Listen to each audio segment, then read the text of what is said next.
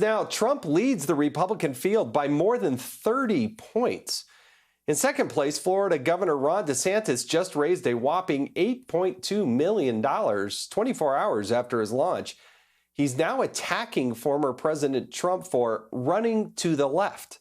Joining us now with a reaction, former Senator and Ambassador Scott Brown, along with Democratic political strategist and former senior advisor to President Clinton, Doug Schoen.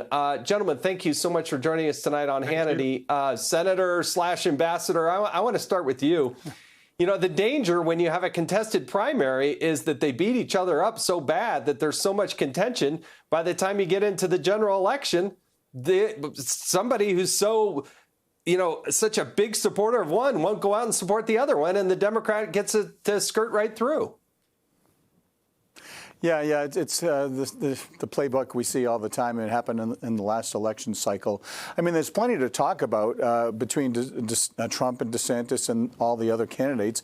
I mean, I guess if you were going after President Trump, listen, I supported him. I worked for the guy. He did some amazing things. But when you come to the COVID issues and the fact that he was basically responsible for, getting the vaccine in place, which some people think is great, some people don't, and then he was basically, Fauci was his right-hand man. So if DeSantis and others are going to go after him, go on facts. This whole, Trump's now in the left. What are you kidding me? No, he's not.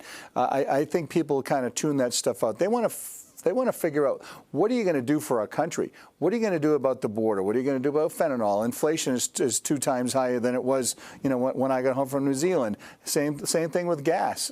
You just can't make up our lack of standing throughout the world right now. As you referenced in your earlier segment, the apology tour, it's enough. And you're right, the Democrats, they have an RFK Jr. problem, and he is not going anywhere. And don't forget, Joe Biden's not even on the ballot in the first in the nation primary state, which is New Hampshire. And so RFK Jr. is going to be coming out of the gate with a victory. So when you have 82% of the people in this country saying it's going in the wrong direction, the Republicans need to figure it out, talk about the facts, talk about the issues, and let's drive on. Doug, look, you're a Democrat. You've been a Democrat analyst, but you look as closely at the Republicans as anybody. What's your take? What do you make of the DeSantis-Trump, head bashing right now? I mean, it started early. It started well before today, and it's going to get even more fiery. Well, I do agree with Scott Brown. I think for Ron DeSantis to try to run to the right of Donald Trump, given his strength with conservative and very conservative voters, is a strategy that is unlikely to succeed. And indeed, what has happened in the last 6 months, Jason, which we've all seen, is Trump has consolidated his position. And with the attacks on him, whether it be from prosecutors, the media, or even DeSantis, he's gotten stronger, not weaker.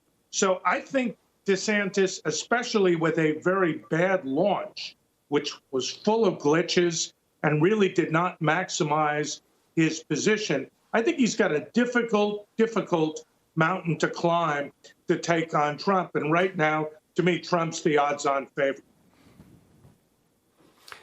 Senator, how do you see the tangibles versus the intangibles? There's things that get caught up in the polls, but I got to tell you, the people who believe and support Donald Trump, you ain't moving them. They're not moving. And Donald Trump is so far out in front right now, it feels like he's lapping people. How do you assess that? What do you say going into the summer months here? What can you possibly do to break that down if you're one of the competitors? Well, the beauty of it is we are in the first in the nation primary state. The Republicans are participating. I just had Nikki Haley to my Scott Brown No BS backyard barbecue the other day. We had over 400 people in the rain, people looking in the windows.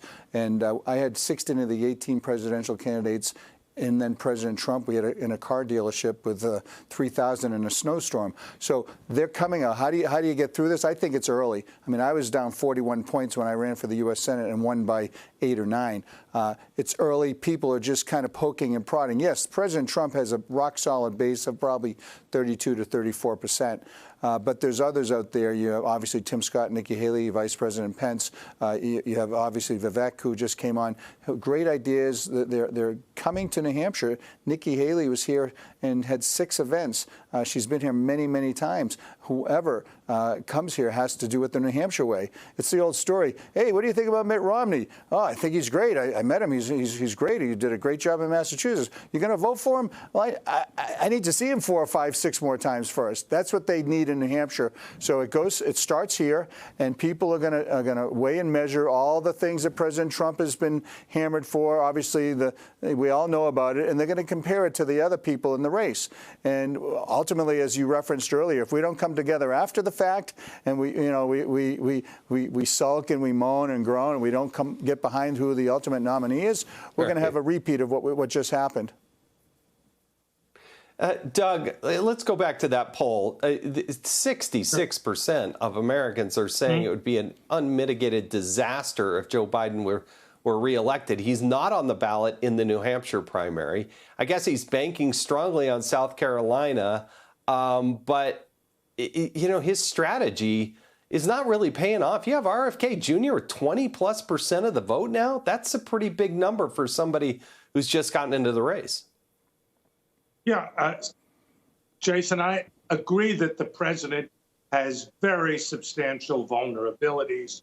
A majority of Democrats don't want him to run for re-election. I think RFK Jr.'s a threat to get anywhere from 25 to 30% of the primary vote. That being said, I think it's important to note that in the head-to-head races with Trump and DeSantis, Biden is either tied, slightly behind, slightly ahead. So to count Biden out would be a profound mistake. And as I think you and Scott Brown rightly pointed out, the more the Republican field fights and attacks one another, the better it is for Joe Biden.